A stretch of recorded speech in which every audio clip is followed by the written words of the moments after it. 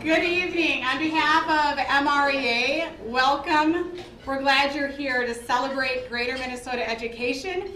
And those tuning in via YouTube, welcome. We're glad you're here as well to be a part of this great moment for the state of Minnesota and for schools across Greater Minnesota. As Communications Director for MREA, I get the opportunity to walk through a lot of schools and see a lot of the passion and excellence firsthand. And just last week, I had the opportunity to trudge through some snow, some early November snow, out into the wetlands for an outdoor classroom with students, and sit beside a fifth grader as he wasn't just learning science, he was actually learning how when he's outside, he can think bigger, he can think different. He was asking himself some hard questions, and it was so fun to see what he was doing. Just a little bit after that, I sat on the floor next to a first grader who was showing me play by play how he could program a robot to spell out the words on his spelling list. I don't know about you, but that's not how I learned spelling. But if I did, I would have loved it even more. It was fantastic. And I loved how there were so many skills that he was learning at the same time. And the excitement in that room was so cool. They were on the floor and so engaged in that.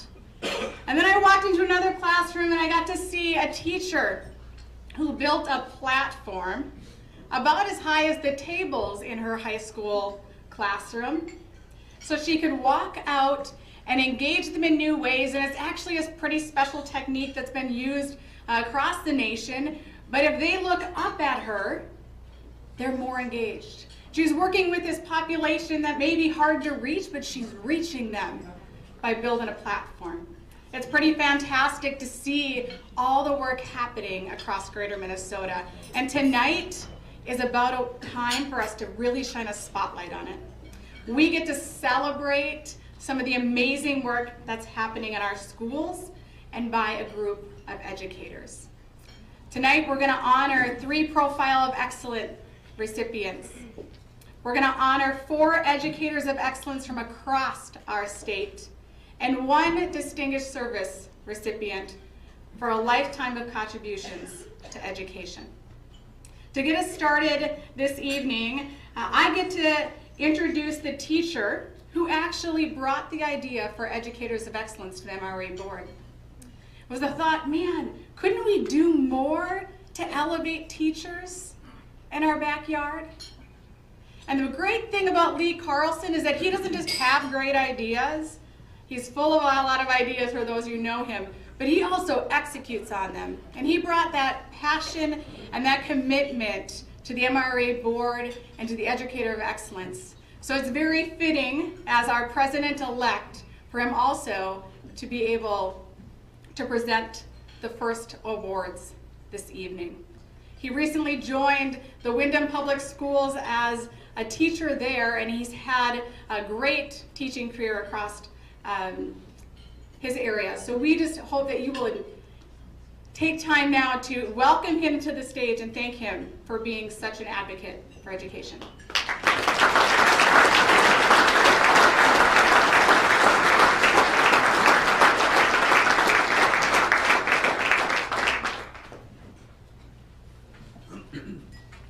Thank you, Don. I'm not sure who wrote that speech for you, but you did a good job. What a tremendous honor. She talked about the area where I've taught. My first job was in 1988 in Oslo, Minnesota. I was 21 years old, and they needed a head football coach. And they introduced me to the senior captain. They didn't tell me he was the only senior in the team. But I learned a great deal. And it is a tremendous honor to be here today, tonight, and to speak with you and be able to recognize some great programs and educators from across our state. I know also that these people that come up here and get their Educators of Excellence, these programs that are recognized, it's not just about that program or that person. Truly in Greater Minnesota, we all do it together. So those awards also recognize the schools and the communities that hold these people up and get to celebrate with them. So I also appreciate that greatly. I came from a town of 400 in South Dakota, and there was the school board chairman was the same person through my entire school career, kindergarten all the way through my senior year. He was a farmer, and I dropped out of school in 9th grade, and every night I got to eat supper with him. So myself and my 3 brothers knew what the rules were, and we generally followed those. My elementary teachers were named Hazel and Grace and Mabel and Viola, and Agnes was the cook. And it was a great place, and a great time to grow up, and a great school system. And this is now also a great time and a place to be part of this organization, and we owe it all to you. So give yourself a hand, because it's a great time to be an MREA.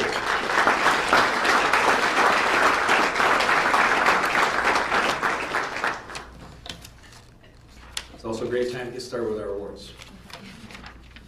Our award-winning programs will be announced alphabetically, so we'll be starting according to the school district name. Leading off that list will be from the Aiken School District, their Restaurant and Culinary Arts Academy. A desire to teach basic food preparation skills by exploring future career opportunities led Aiken High School to develop a Restaurant and Culinary Skills Academy. The Academy highlights for applied skills included preparing food, tracking daily clients and orders, balancing finances each day. Students engage in all aspects of the culinary industry, from nutrition and health standards to legal and business operations. They can explore careers as chefs, bakers, caterers, and restaurant managers. Please join me in recognizing Aiken Public Schools with the 2018 Profile of Excellence Award for the Restaurant and Culinary Skills Program. Aiken High School Principal Paul Carrillis, the Acceptance Award.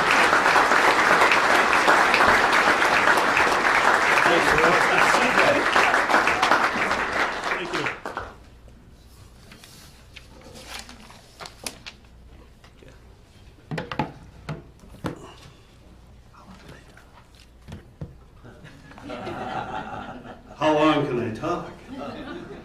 This is an honor to be up here tonight to receive this MREA 2018 Profile of Excellence Award.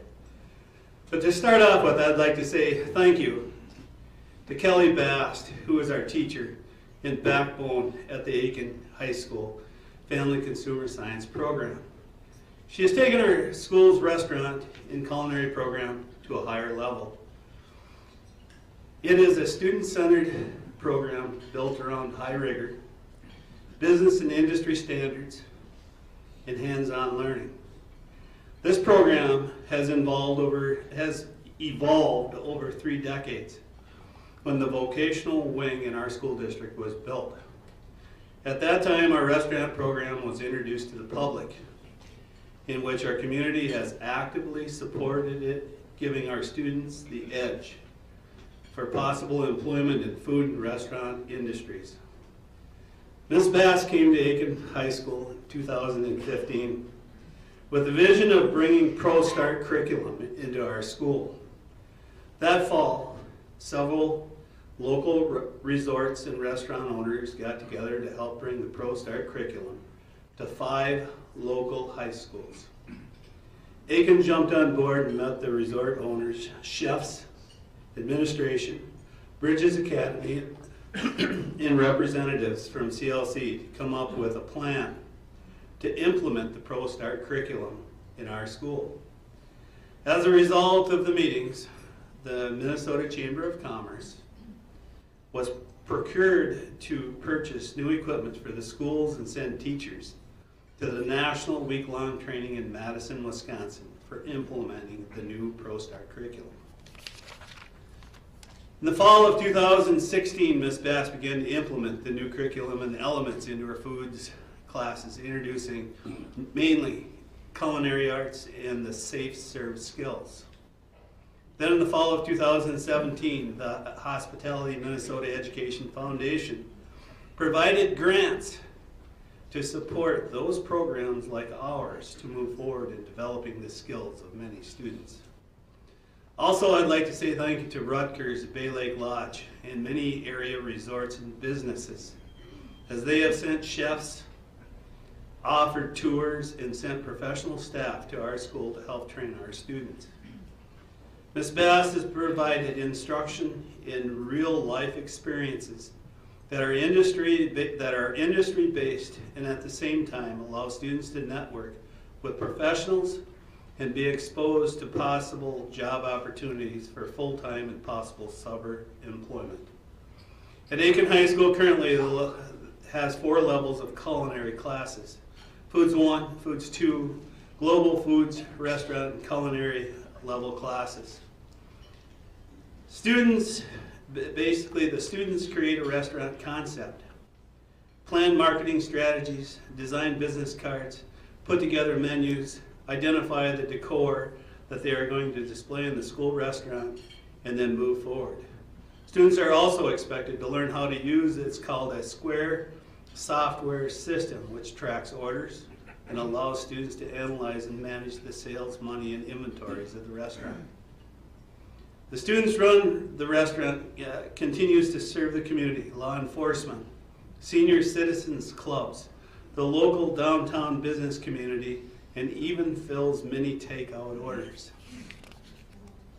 Kind of a fast food right now. It's not a fast food restaurant.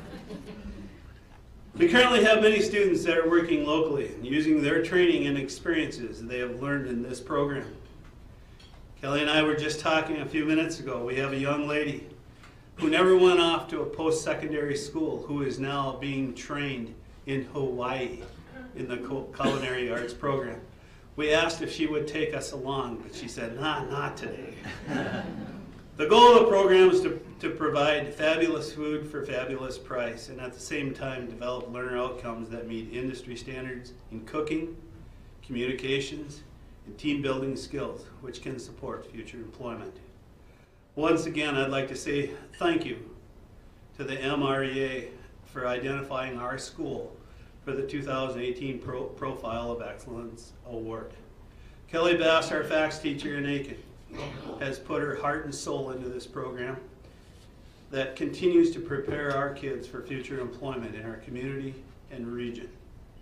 Also, I would like to say thank you to all the community members and businesses for the great support of our program and kids. And I'd like to end with a statement that we've all heard before. It truly takes an entire community to educate and support our kids. With that, thank you.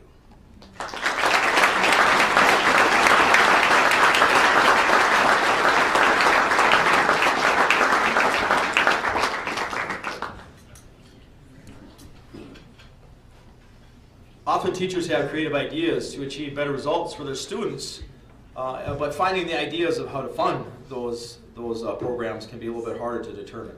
Our next honoree is changing those dynamics to a new Learning Innovation Grant Program. Cass-Mantorville School District provides opportunities each year for any pre-K through 12 instructors to gain funding to identify and explore opportunities that deepen learning relationships, advance instruction, and promote student engagement. A team of educators reviews the applications, and the program awards $50,000 in grants annually. The funded opportunities showcase staff who are driving high levels of learning through innovative concepts. The impact that can be felt in the classroom is seen in test scores. Over the past 3 years, the percentage of students achieving medium to high growth on the Minnesota Comprehensive Assessments, you may have heard of the MCAs, has grown in math, reading, and with at-risk students. Please join me in recognizing Cass-Mantorville Public Schools with 2018 Profile of Excellence Award for Learning Innovation Grant Program and inviting Kelly Brown, Curriculum Coordinator, to the stage.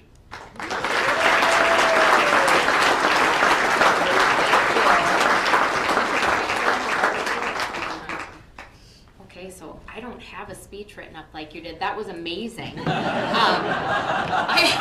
I saw 2 to 3 minutes, and Aaron goes, I think 30 seconds is good, so I'm a little nervous about this. You know, really just like what Dawn and Lee and what Aiken had talked about was, it does take a community. It does take students that are excited and want to learn in new ways. It takes teachers who want to teach those kids in the ways that they want to be taught. It takes administrators to empower teachers to take risks. It takes a superintendent like ours, Mark Matuska, and our school board. They are amazing to say, hey, here's $50,000 a year, dream it and go do it, right? And so that's what this has been so amazing. We have, at the pre-K level, we had a preschool teacher. I'm trying to, of course, can't think of the name, but she had a table, a hatch table, And it's an interactive table where students are learning skills, basic skills. It's also gaining social emotional data from those students. So, and I'm not sure of the science behind it, but how cool that from that teacher can glean that information, not only academic, but social emotional. At our elementary level, you had talked about seeing students programming a robot to spell out words. One of our teachers wrote a grant for a NEO robot, and so they are able to program the kids from kindergarten through 4th grade. Everybody gets a chance to program this robot to maybe walk down to the office in the elementary school and freak out the secretary. Like, I'll never forget when that little guy, so if you stop by the booth tomorrow, the picture says it all. There's this robot and there's this little girl just like, oh my goodness, right? And so that's what this innovation grant was all about, was to get those results and that reaction from our staff and our students. And what's been really cool about this whole thing, so at the elementary, but now we presented yesterday with Spring Grove, and the neatest thing was presenting with Matt Roseanne, who was a former teacher at Casson Manorville and wrote the grant twice. So the reason being was the first time, a lot of times people were just like, we just want more technology, but what's the change in the instructional approach? How are you going to inspire kids? And that second time they hit it out of the park. So it's been really fun to be able to present with Matt and celebrate with him this weekend as well. At our high school level, I'm just going to give you an example at each level. At our high school level, we have an amazing new industrial technology facility, thanks to our Casson and Manorville communities. And we have 3 outstanding teachers in David Kennedy, Aaron Davis, and Chris Otterness. And they empowered students to, we have kids in the design who are designing shelving for wood, and from there, we have the engineering courses designing. We have the welding kids being able to have to read those designs and have to weld it appropriately. And then we've got some kids who are doing kind of the quality check along with Aaron and Chris to make sure that it's a quality output. And so what's been fun is just teachers and students learning together. So I do have to thank MREA and all of you, and especially our school board and our superintendent, who aren't here tonight, but without them giving us that support, we wouldn't be able to do what we did. So thank you very much.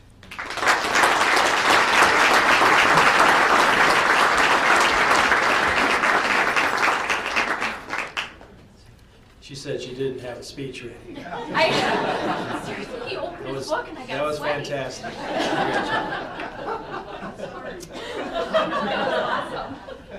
So many important lessons can be learned in the outdoors. We know that in Greater Minnesota. A partnership between Marshall County Public Schools and the U.S. Fish and Wildlife Service is allowing students to step into nature to learn everything from science and math to social studies, art, and photography. With this new partnership, the district converted 7 acres of unused school land to an outdoor prairie wetland restoration area. Students are now working alongside Forest Service staff to reshape, seed, and restore the land, including planting over 1,000 milkweed plants to support monarch butterflies. Most recently, the Agassiz Audubon Society provided a solar-powered webcam to view bird feeders and bird nesting areas and access to a grant for binoculars for students. While many schools focus on technology and what they can do within walls to connect students in the world, this program educates students outside walls through a connection to nature and the local historical landscape. I have to take a little personal liberty here. Paul, we worked together some years ago at the at the Science Museum on an equity partnership. Spent a couple summers working together. I hadn't seen him since then. I was in Janice Southwaite's wedding. No. An outstanding teacher for Casson. And a few years ago, a guy named Brian Longerbone called me up and wanted me to come coach with him when he was the head coach at Cedar Mountain Comfrey. So another example of how great our organization is and how great Greater Minnesota is. I'm sure the conversations you've had, you found connections very quickly with anybody you talk to. So I would like you to please join me in recognizing Marshall County Central Public Schools with 2018 Profile Excellence Award for the Outdoor Science Classroom. And I'd like to invite my friend, the high school principal, Brian Longerbone, to accept the honor.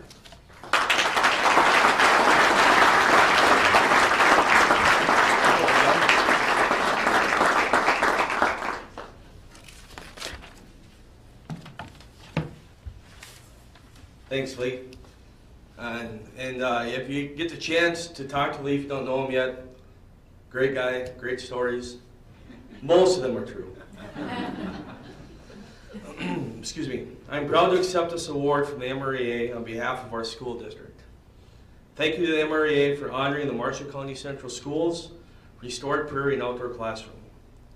The key to a project like this has been connecting with the right partners, keeping the community informed, and being open-minded. Our school has had the space, as Lee said, of 7 acres that more or less just sat there. Brush had overgrown the space, and it needed some care in general, but contained potential for some usefulness. Our science department, led by Josh Starlton, has worked close with the nearby Agassiz Wildlife Refuge for many years. U.S. Fish and Wildlife run the refuge, and through sharing ideas and hearing about other schools that they had connected with, it seemed like an ideal partnership for us. U.S. Fish and Wildlife shared their resources with us. We promised we'd work with them and would not move outside our plan for a period of 10 years. They had funds to help clean the space of debris, clear the brush, and restore the area to its original prairie. Sharing just the idea with the community led to an influx of interest and donations. We obtained several convertible bench tables that could be used for enjoying the space or for work. Eventually, large donations came in from our local elevator and the local foundation, which has led to the construction of a pavilion-style building that can be used for learning experiences near the outdoor prairie area. Students have been involved in every step of this process, helping with the initial site prep and cleanup, planting native prairie grasses and milkweed, making birdhouses in the shop, and setting them up, and cleaning out birdhouses each year. Students of all ages can use their prairie in the classroom building. Community members can also use the space as well in any way they see fit. The outdoor classroom building houses our bench tables. It has a large storage area for our science equipment. We have a compost site, rubber boots for exploring the prairie during the wet seasons, and the building has Wi-Fi so students can use computers for collecting their observation notes. We're also adding bathrooms and water access and adding a weather station as well. Our city is interested in connecting to the outdoor prairie area. They are currently in the process of seeking a grant for walking trails that will include getting public access to our outdoor prairie. Future use includes incorporation of using space by other teachers at all grade levels, partnering with the city on a walking trail along the prairie, adding amenities that make sense to enhance learning and connect with our purpose. We've accomplished the primary goal of getting our learning spaces and our students into nature. It is an honor to be recognized by MREA this year, and we appreciate all the other successes that we have heard from Aiken and Casa Manorville as well. Thank you.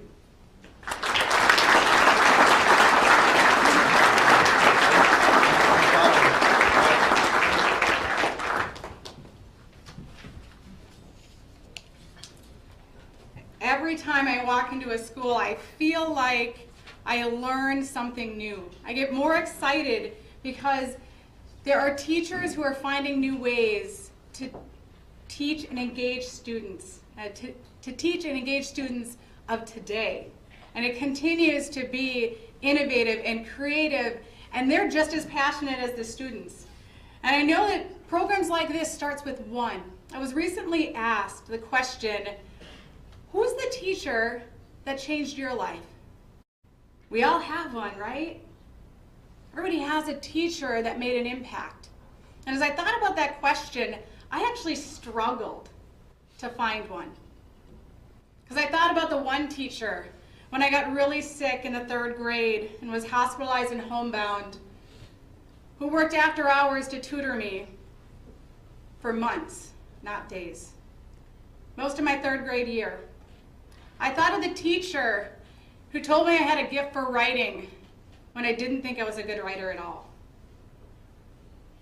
And I think about the teacher who told me I was a leader and then gave me the opportunity to lead. And I could go on, and I'm sure you could too, because there's educators of excellence in all corners of this state. And they're what make education so great here. So it's our honor that we actually get to recognize 4 of them from 4 corners of the state of Minnesota tonight and say thank you for stepping up, stepping out, and making a difference for students across Greater Minnesota. 2 gentlemen are going to help in this next award. The first is Mike Hoheisel. And those who know Mike, he has a heart for teachers. He is passionate about education, although that is not where he works today, in schools directly. But when we had the idea of an Educator of Excellence Award, we needed a strong supporter. And Baird stepped up and said, I'm in. And the biggest cheerleader of them all has been Mike. He's going to tell you a little bit about what this award means.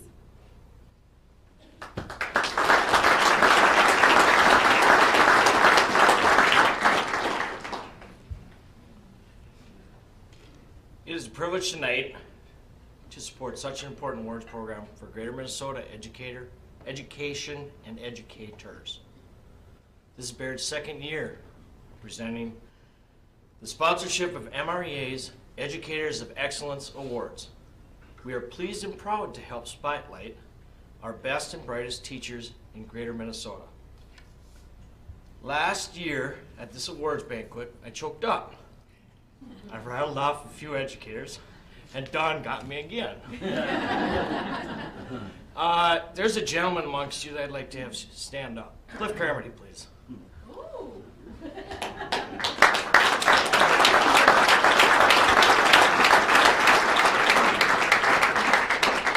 I mentioned Cliff last year, and he was unable to attend.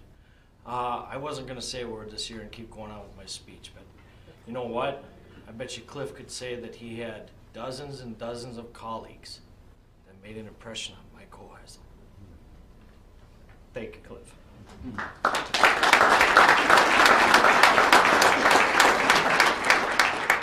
I believe great educators make great people. And that's why I'm here to give these awards. The Educators of Excellence Awards recognize teachers who demonstrate commitment to the highest outcomes for their students. 8 educators have already been recognized thus far, and tonight we honor 4 more. The individuals are being recognized specifically for their innovative and collaborative approaches. They are leaders in our schools, our districts, and our communities. So without further ado,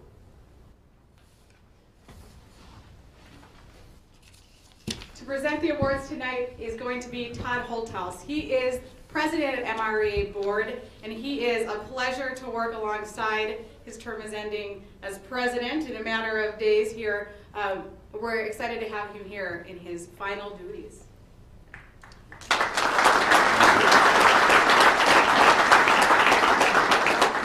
I can go home now. When Don was talking about that one educator that may have made a difference in our lives, I started praying for the first class I ever had, a 6th grade group in Jackson, Minnesota, as being maybe more of a negative impact in their lives. So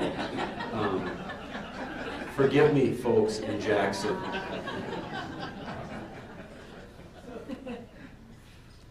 I think they're all doing okay, though, at this point in their lives. It's been a while ago.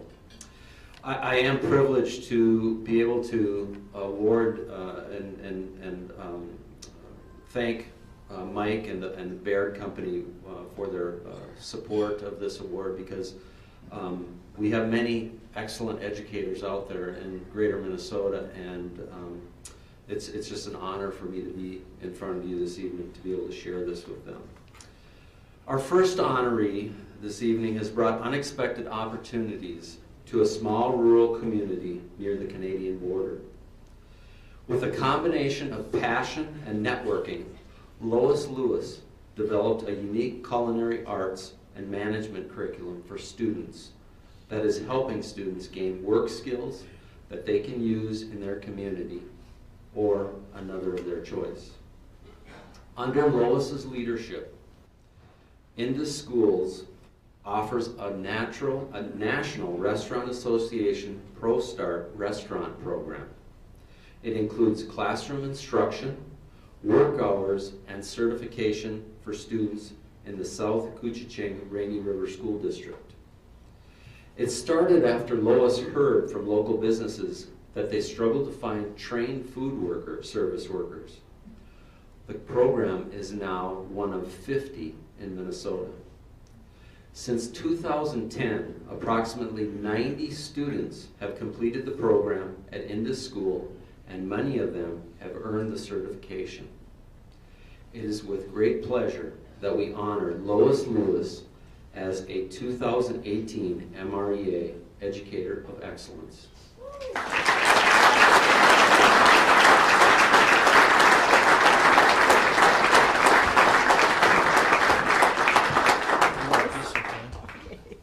Congratulations. so We're gonna much. pose for a second. And now Todd's gonna turn a knee on your I'm behind you.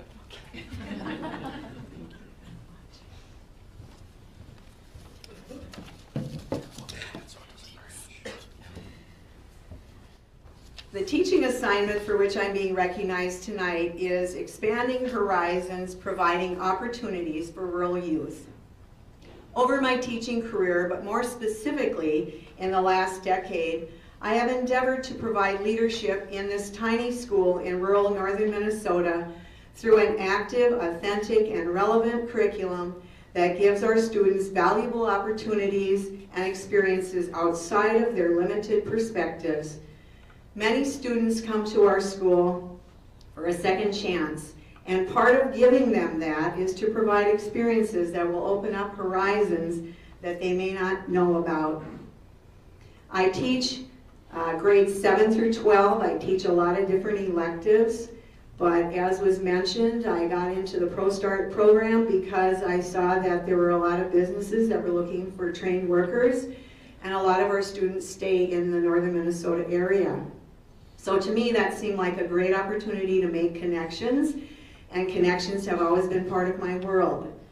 I also have created some partnerships with businesses and industry and gotten many grants to help support the program, which has been a plus because many of our students just don't have a lot of money for some of the things we like to do. I've taken students on many field trips, and we participate with Hibbing Community College in helping to serve with their culinary students at that school for the Thanksgiving buffet coming up this week. We have gone to the Concordia Language Villages culinary camp, and we have also gone to Cisco, Minnesota cook-off down in the Twin Cities area for several years. So we've had great opportunities. A.R. Rahman said, "I believe that whatever comes at a particular time is a blessing from God." This award, along with the chance to make a difference in the lives of young people, is truly a blessing in my life. Thank you, Minnesota Rural Education Association, and those who nominated me. As someone that never intended to become a high school teacher, I look back on my career and recognize that I have had some wonderfully unique experiences. Growing up in the big city of Minneapolis, I could never have known that the mission of my life would be teaching students in a beautiful but rather remote area of the state and teaching a subject about which I'm totally passionate. I have had terrific support from my family, especially my husband, who first encouraged me to obtain my secondary licensure. My children have also put up with a lot of teacherliness from their mom, but my daughter, who's here tonight, is actually one of the students who graduated from the ProStart program, went on to get a hospitality and tourism degree, and is now working in the hospitality industry. This school district that I work in has had some wonderful administrators that have given me a chance to develop a program that speaks to the needs of our population. I couldn't ask for a more supportive principal than Mrs. Lori Bitter, who's also here tonight and currently principal at my school. I want to thank my professional organization, the Minnesota Association of Family and Consumer Sciences, for believing in me, and the president of that organization, Deborah Larson, is also here tonight. I'd also like to thank Hospitality Minnesota, because they have truly supported me and given me some great opportunities for kids in this little tiny school.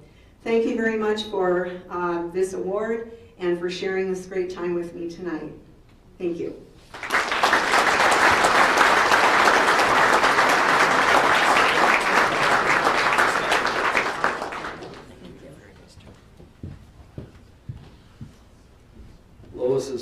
probably a good 8-hour drive from where I'm at. And the only thing she has in common with Canada, and I'm glad to report that she wasn't all about it,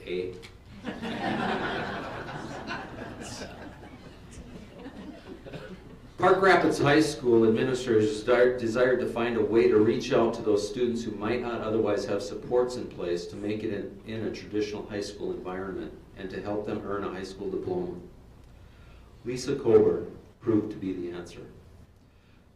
The teacher built the Park Rapids Area High School Alternative Center from the ground up in 4 years based on the research and principles of ACEs, Adverse Childhood Experiences.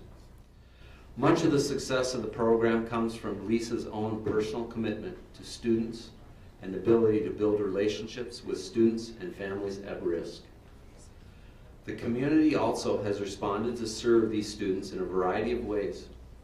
A community bank offers them financial literacy sessions, and the local subway works to hire the students and help them balance work and school, and the animal shelter gives them therapeutic volunteer opportunities.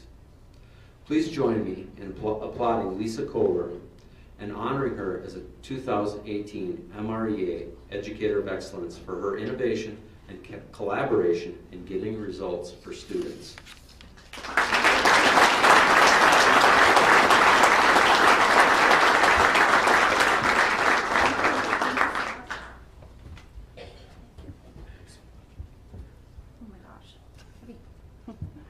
We're going to take that from you. Okay, perfect. There's that. Thank you. Can I move that? Wow, thank you. This is really a great honor. I'd like to thank the MREA.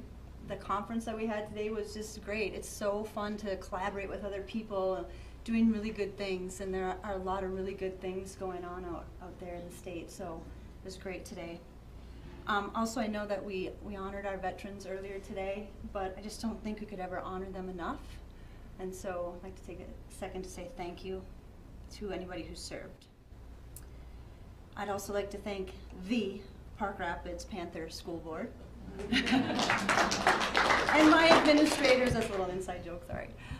My administrators, Jeff Johnson and Lance Bagstead, who really have just supported every single thing I've asked of them with the ALC. Also, my colleagues at the ALC, Terry Schroeder, Kay Dent, Cammie Brandt, Brent Vandal, Tom Coburn, Tom Griffin. Without their talents, I wouldn't be able to do the things that I do there. I also need to thank my mom, who was my first and best teacher, and my husband Tom, who listens to me, knows me better than anybody, even when he doesn't want to listen to me. I couldn't do anything without him. And my two sons, Tucker and Sam, for the laughter and music they bring to our family. When I was a little girl, I used to take my dad's college textbooks, for real, downstairs and underline and circle and pretend that I was a teacher. And then I'd try to get the neighborhood kids to come in and be my class. And more often than not, I had an imaginary class. What I didn't understand, though, when I was little is the great responsibility that comes with teaching. I didn't know that as a teacher, one of my students was going to come up to me one day and say, "I'm sorry, Mrs. Coburn, I couldn't stay awake in your class because my mom and dad were out last night and I had to sit on the porch with a shotgun to protect my baby brother and sister." And I also could not have ever imagined when a student of mine came in and said, "My mom was high on pills and we got in a fight in the car. And I tried to get out of the car. My coat got stuck in the door and she dragged me." And I certainly was not prepared when a student of mine came up with tears in his eyes and said, "I just want to be a teenager. I want to do what other teenagers do, and I can't because my mom is sick and I don't know if she's going to be okay from day to day." And so it's that responsibility that got me thinking when we started the ALC, like, what am I going to do? I'm one person, and look at all this help that these kids need. And so I enlisted the help of my community, and they stepped up in huge ways. One of the first things we did, the administrators at Park Rapids and my hubby, we partnered together because we recognized that we had teen parents who had to choose between coming to school to get their diploma or getting a job to pay for daycare. And so we now have a daycare on campus so our kids can get to school and get the diploma. And we also enlisted the help of early childhood family education for those parents so that they can get the education that they need, the parenting skills, and they need to be a part of the Pregnant Moms program. You already heard about Citizens National Bank, but they opened their doors to our kids, brought them in, gave them food, let them sit in those big leather chairs that they have, and taught them financial literacy, and made it easier for them to even just walk through the front doors of a bank. That can be pretty intimidating for young kids. You heard about the animal shelter and how we volunteer, and Subway, how they helped out. We have a group of quilters in our community that make much needed and beautiful quilts for our students. We have mental health agencies that come into the ALC and they offer skills courses for our kids. And really I could stand up here and go on and on and on about how our community has helped. And that's what needs to happen. Our communities need to step in and help our kids, because they can't learn math and social studies if they're sitting on a porch with a shotgun all night. We have to start changing our kids' stories.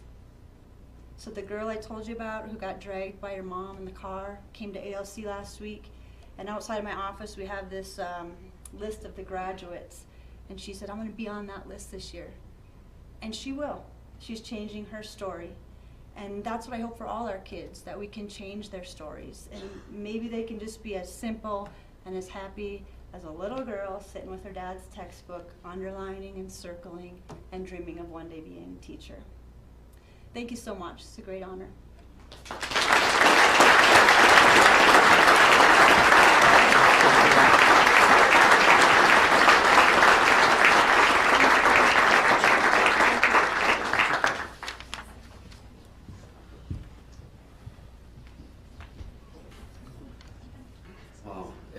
I think the theme that I'm getting out of tonight's presentations is, it really takes people letting, educators letting others in on what we've got going on and enlisting their help, because it takes many of us to come together to educate and help people to change their stories. Yeah.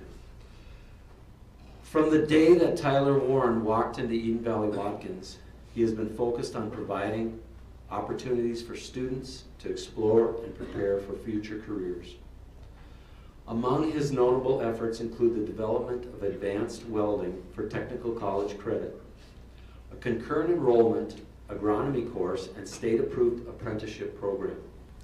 He partnered with local businesses to create the apprenticeship program to help students get a jump start on industry skills and allow them to make connections in their career paths. The district's work experience program also includes a prerequisite course created by Tyler called Classroom to Careers, where students learn workplace soft skills, explore careers, and participate in a mentor program with General Mills employees. Tyler is also a very active Future Farmers of America advisor. Under his leadership, 80 students in grades 7 through 12 are involved in FFA, with a record 13 Eden Valley Watkins students earning FFA state degrees last year.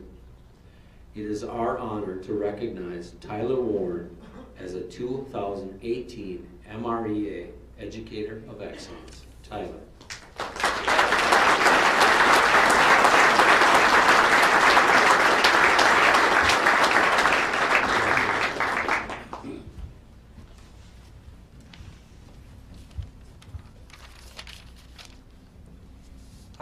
Thank you to MREA for sponsoring and providing this award.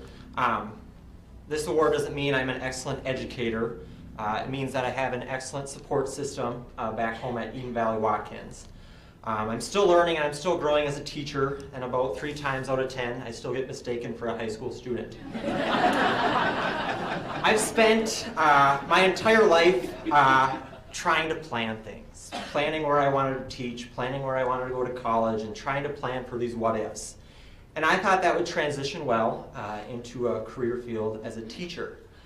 Starting out, I was very young and naive. I had visions of students sitting perfectly in my classes, listening to my lessons that I methodically planned out, and reality soon slapped me in the face, and that was not going to be the case.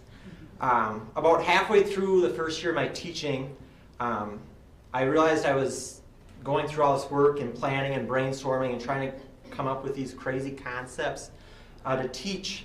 And I came across a quote from a book that my mom gave me. And I still have the quote on my desk, and it says, "The more you focus on looking good, the more shallow your practice will be. And the more you focus on being good, the more solid your practice will be." I used to, and I still do a little bit, compare myself to other teachers. Not that I wanted to be better than them, but if I wasn't as good as them, I was a failure, or I wasn't as good as a teacher. I started to shift my mindset though, and I got a call from Tracy Hune, who I teach with, the other agriculture teacher at Eden Valley Watkins. And I was kind of confused at why she was calling me, but I picked up the phone and she said, "We're looking at expanding our agriculture program. We want you to come up there and teach." And I had some reservations at first. I really didn't want to leave the school I was at. I wasn't looking for a change, but I took the chance and I went there. Got my class list, and I got a list of 7 classes that were completely different than the 11 that I was teaching. And I thought, great. But she reassured me that at Eden Valley Watkins we do what's best for our students. So I kind of put the worrying about all these new classes aside and started asking myself what I can do for students to build their self-esteem, and how I can make them have a great day, and how I can prepare them for the future. Tracy and I's kind of philosophy is we want to expose our kids to future careers in agriculture, but if they choose not to pursue a career in agriculture, how can we make them more agricultural literate, so that when they go on to other jobs and become consumers, they have an idea of where their food comes from. And our students are pursuing all different kinds of career paths. We have former students going to 4-year universities, and 2-year technical programs, and union apprenticeships, and going directly in the workforce. And that's something I want all my students to be okay with, knowing that they can take any career path and choose any career that fits them. But as I mentioned before, I have an excellent support system. My administration was very influential in bringing me on board, expanding our agricultural career, or our agricultural program at Eden Valley Watkins.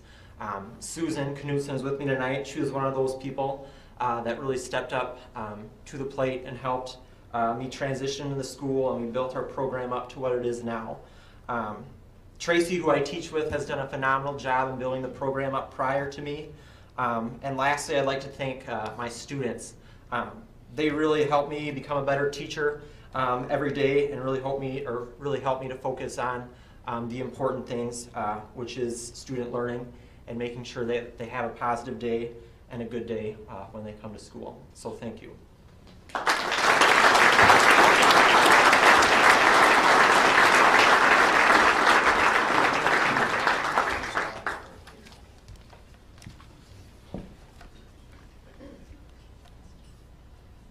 8 years ago, South Central Minnesota, like many communities, faced a dire need for certified welders. While others wondered what could be done, one teacher went to work. Bob Bonin started by approaching manufacturing companies to ask them to sponsor welding booths at Fairmont High School. Through his efforts, the high school grew from 4 to 20 welding booths, and he started expanding the program. The results is a new welding academy that serves middle and high school students across the region. Fairmont High School offers 3 levels of welding during the traditional school year, and college in the school's welding class through Riverland Community College. 8th grade students taking STEM classes also have access to the program through virtual welders. Students and adults across the region gain access to Welding Academy through Saturday and summer classes. Please join me in recognizing Bob Bonin as a 2018 MREA Educator of Excellence for helping meet workforce and develop skilled workers in his community and beyond. Bob.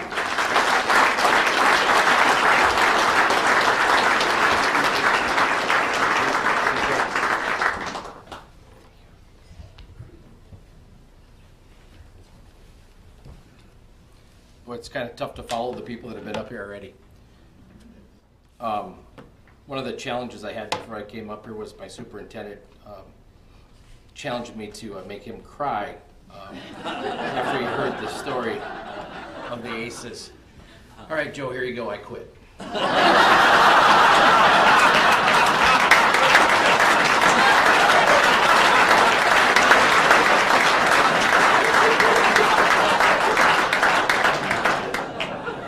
For those of you that Those tears of joy?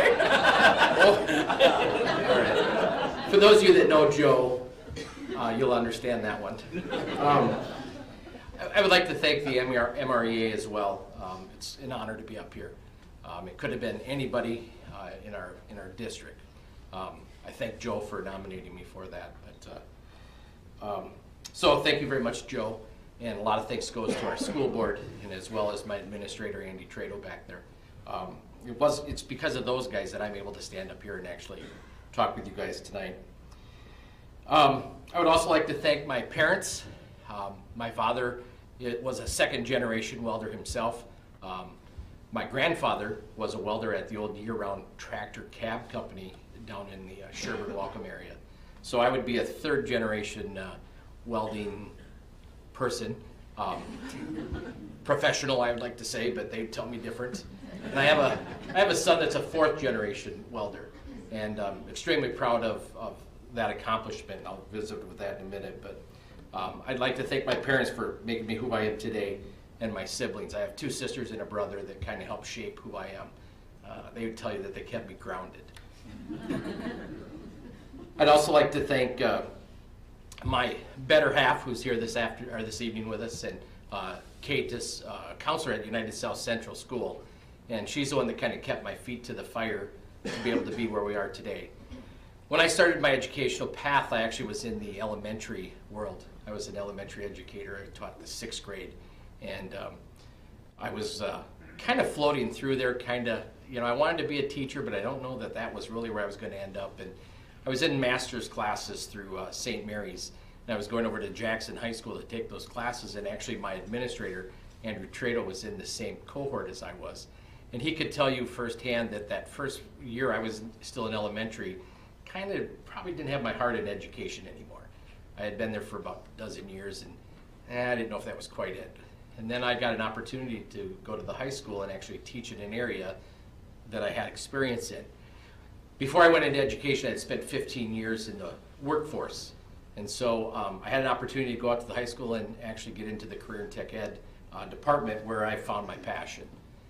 And we've heard passion a few times tonight, but it's passion that has me standing right here. And so I'd like to thank Kate for keeping my toes to the grindstone, because I had to go through those things we talked about, which was changing my licensure. I was fortunate enough to catch the very end of the University of Minnesota's program, where I was doing the kind of the hybrid classes, where I did the core classes, but yet was doing the portfolio process. It closed, as did Bemidji had closed right before that, so I was kind of under that gun of, am I going to get my license in time? So for all those districts that are going through that right now, I empathize with you guys very much, because it's not an easy transition. But it's even harder for a person that has a little bit of ADHD to do those online classes, and you're responsible to do that stuff, and so I have to thank her for that. So, I'd like to talk a little bit about my program.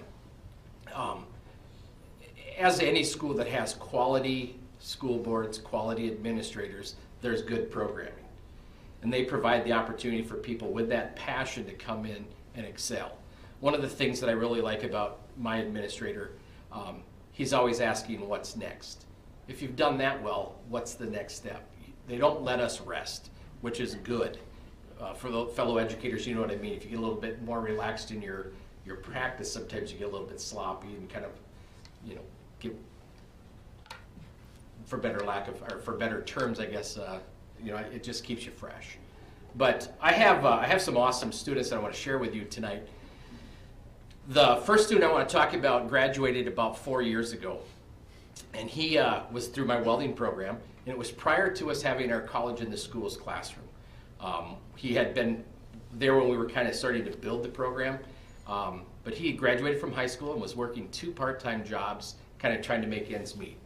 He thought about going off to school, but didn't know what he was going to go for, so he took that year off. And so the gap year, like we like to call it, and his gap year consisted of working at Taco John's and at one of our mental health care places.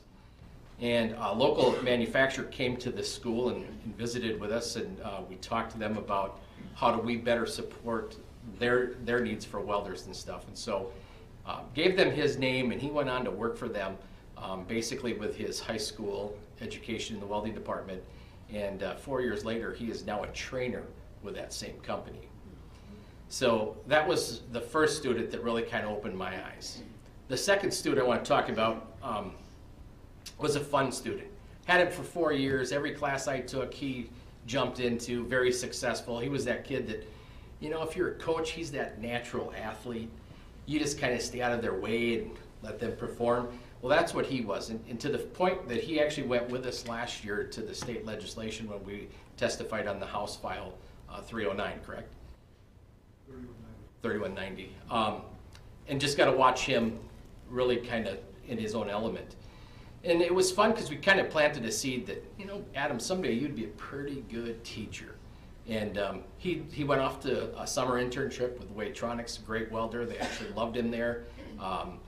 They wanted to pay for his schooling. He is going up to Alexandria Technical College. He came back and visited us last Friday, and he's the top student in his class. And just kind of was needling him a little bit on Friday, and I said, are you still thinking about being a teacher someday? And he said, yes, that's my plan. He wants to do the 2 years of school and then look at the 2+2. So his joke to me is always, I want to come back when you retire. And I said, don't wish it too quick. The last student I want to talk about is a current senior. And I've watched him for the last couple of years at our high school. And he's kind of one of those kids that just gets by. And I just found out about a week ago, he pretty much struggled coming back to school his senior year. Administration had met with him prior to starting the school year, was not planning on enrolling again, really hadn't found his niche in the high school and where he was going to be in life. Fortunately for us, he did enroll. He took my intro to welding class, and he's one of those kids that's just a natural. He didn't know it, but he got into the class. He did the required safety work that we do, got him into the class. He's a left-handed person. For those of you that know anything about left-handed people, when they write towards themselves, which is a natural skill in welding, because you're in the production style welding, you're pushing the weld towards you, and the eye-hand coordination is extremely important. And when a left-handed person, that's a natural. Well, he's a left-handed person, and came into the shop, and all of a sudden he discovered he was good at something. And all of a sudden I started to see smiles on his face when he was in the welding booths. And I'd stop by and say, are you sure you haven't done this before? And kind of give him some praise that he earned. It wasn't just something I was throwing out there at him. And we've gone from a student that did not think he was going to enroll to he's already planned his second semester in my college in the schools class. And so those are the reasons that I'm up here. It's my passion to touch students' lives, not necessarily in my class, but just to touch them to the point where they're going to do something beyond high school. I have the tools because of my school. I can stand up here and tell you all the wonderful things that we've done. We went from that 4 welding booths about 6 years ago, Joe, to where we are now with 20. My administration is the reason behind that. They're the ones that provide us with those tools to be successful.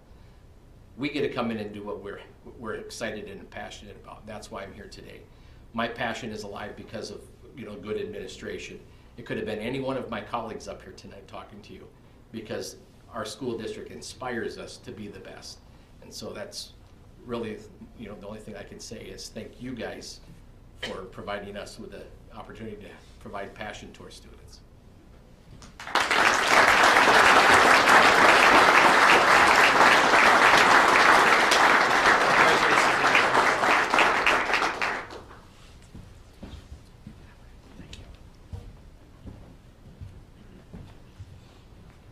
As I have walked into schools across Greater Minnesota and talked to teachers and principals and superintendents, I always seem to find one thing is true. They don't realize how amazing they are. They're really humble. And when I will say like, oh, I've never seen that before. Did you know that no one else does that? They're like, really? Because it's just passion driving. So I want to tell you tonight as a parent that's raising 2 kids in a really complicated world. That's much different than the simple upbringing I had. Every time I walk into school and I come to a night like tonight, you give me hope. Hope that you're going to inspire my kids and my neighbors' kids and a community across Minnesota. So when we look at the next generation, they are going to be the change because of you. Because you're willing to step out. And that doesn't actually just take one step. That might be the first step. But as most of you can attest, the really great stuff that you do requires you to get up again and again and again and do it. And tonight, as we honor the Distinguished Service Award for 2018, we get to honor someone who gets up again and again and again to do it. Starting a career in teaching can happen a lot of different ways. And a teaching career can take a lot of different paths. But in every single case, it inspires students, and not just one. This evening, I'm going to ask Wendy Schoolmeister to join me on stage to present our final award. She's a professor at Southwest Minnesota State University who knows our next recipient personally and can attest to the honor that is deserved. Join me, Wendy.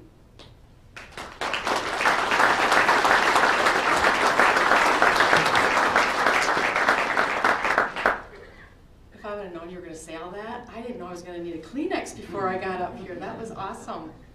Good evening, everyone, and congratulations to the profile and to the Educators of Excellence. It was all great stories. Tonight I get the honor of introducing you to the Distinguished Service Award honoree. Wow, I can't see you, Rhonda. My colleague and friend, Dr. Rhonda Bonstetter, and I have worked together for 14 years at Southwest Minnesota State University. Wow, where's that time gone? Rhonda is a person who I have come to trust and appreciate and love.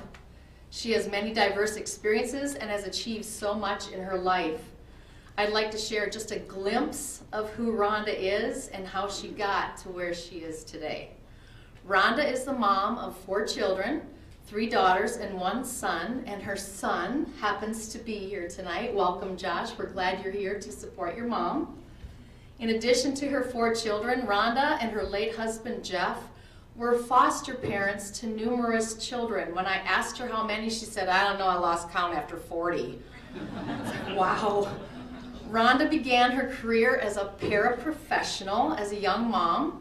With encouragement from some teachers she worked with, she decided to attend college to become a math teacher. She taught high school math at Murray County Central for 9 years. She continued on earning her master's degree in math education and then her educational doctorate degree in curriculum and instruction. She then joined us at SMSU as a faculty member in the School of Education in 2005. 4 short years later, she was voted as our department chair and held this position from 2009 until 2014. Dr. Bonstetter is known for her innovative thinking, collaborations with multiple organizations, and elevating the field of teaching.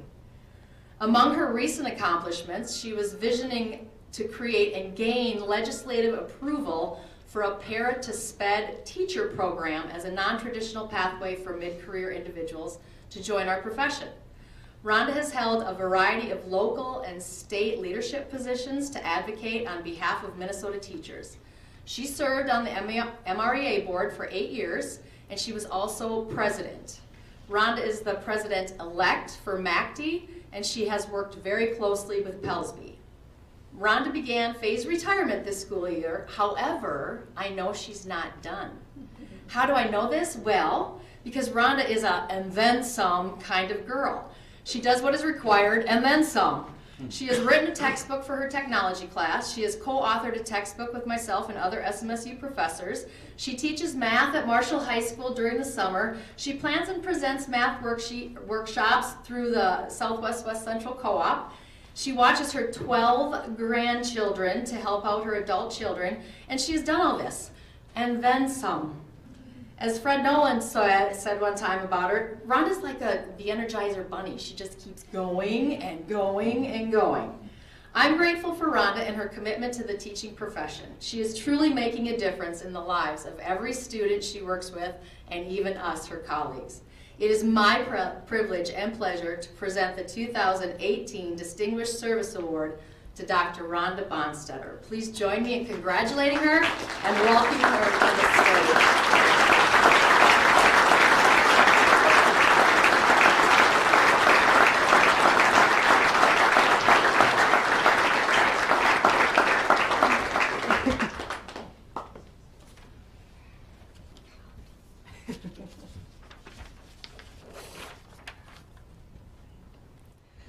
Well, thank you, Wendy, and to MREA.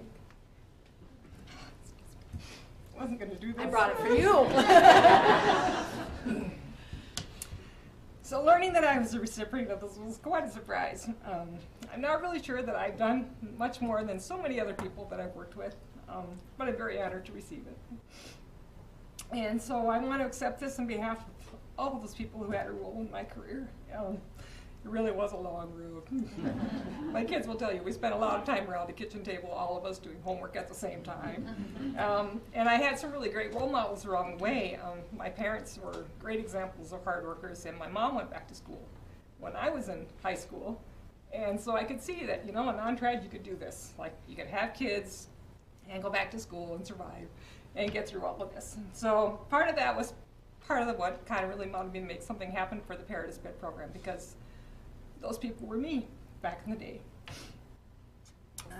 People I want to thank, my late husband, who supported me in my teaching all those years as a para and going to school, and he took on lots of extra roles with the kids and really kept me going. To the 4 kids, they were awesome. And their love and support really strengthened and sustained me. I'm very proud of the people they've become, and those 12 grandchildren. They're amazing as well. And keep me tired.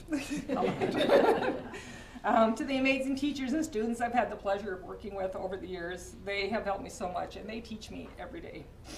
My professors and my mentor teachers guided me through the teacher ed program as a working non-trad with 4 kids, and they believed that I could do this as well. And so I continue to try and pay it forward for the candidates that I have now in the teacher ed program, where many of them trying to do the same thing.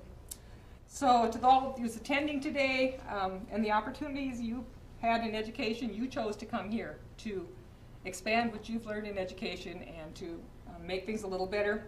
I applaud you for that. I encourage all of you. One of the things I think has happened for me is along the way, I've tried to keep saying yes when I could to opportunities that happened and to be prepared, and that's just opened so many doors and made so many things possible that I never would have expected.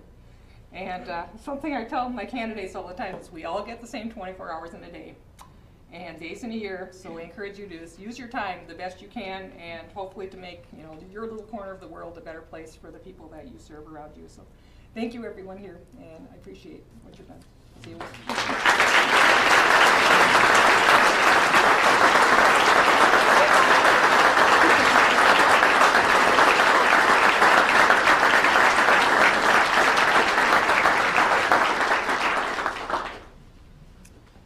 Grateful that you spent this evening with us, because having you in this room to hear these stories and support these schools and educators make a difference. It takes a community, it takes all of us coming together.